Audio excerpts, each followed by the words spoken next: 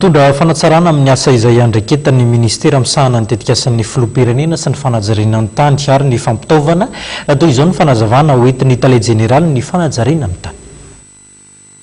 Amoaka didy tsy volana ampiatonan'ny fivarotana tany, ny fanomezana lalana norina na permis de construire ary ny fanotofana tany manamorona ny toerana rehetra, anaovanareo lalana vaovao ny avy ao amin'ny ministera misahana ny tetikasan'ny filoham-pirenena sy ny fanajariana ny tany ary ny fampitaovana.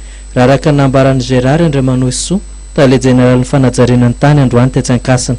Izany dia mba hisorohana ny mety ho disadisa mandritra na oren'ny fanamboarana ireo lalana vaovao izay tetikasan'ny filoham-pirenena efa manomboka moa ankehitriny. Indraiky ny fanajariana ny tany moa zany mba tsy hisy bypass bis terin'ny DG foana zay hoe atao le foto-drafitrasa dia rehefa avy eo tsisy fepetrany raisina mitiraka fiforontanana dia manolona ny lalana vaovao izay atao zany.